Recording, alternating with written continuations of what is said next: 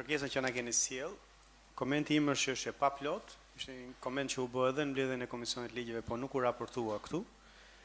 Është e paplot me një kërkesë të mëhershme për shkarkimin e kryetarit të bashkisë, të cilët unë kam iniciuar 25 shkurt të këtij viti, numër protokollit 86-82, është injoruar në shkurt, është injoruar në prill, është injoruar në maj, është injoruar në qershor, është injoruar në korrik, dhe sot më vjen mirë që keni ardhur tek arsyeja.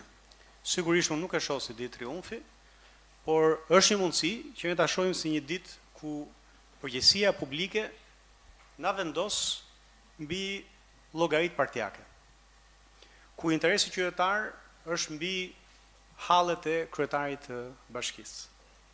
Tani unë nuk e di nëse Rën Velia është fajtor për gjitha akuzat që ka ngritur prokuroria, padyshim unë jam denoncues si ti, por nuk jam as gjykat, as prokurori. Ama e di shumë mirë që ai nuk mund të jetë kryetar dhe nuk duhet kishte qenë kryetar për të paktën një vit. Rën Velia ka humbur fillim moralin dhe pastaj ka humbur dhe lirinë. Duhet ta kishte dhënë dorëheqjen në dhjetor, ku arrestuan drejtorët e tij kryesor, duhet ta kishte dhënë dorëheqjen në shkurt, kur shkoi në burg, duhet ta kishte dhënë dorëheqjen në maj, kur plotësua afati ligjor, duhet ta kishte dhënë dorëheqjen në korrik, kur vendimi i gjykatës lart tregoi që ai nuk do të dilte më nga burgu.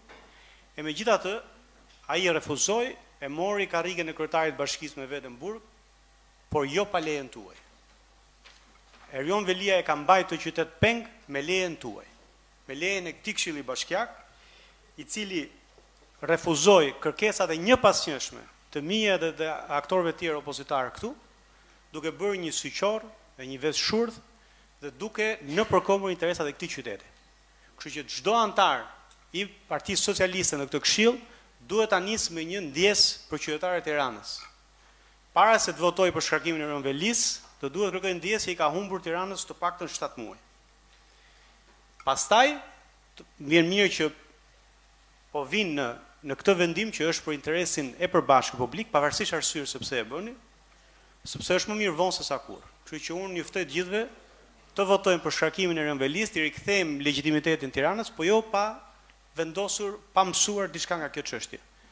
Që është herët ose vonë, ajo që është e drejtë do ndodhi.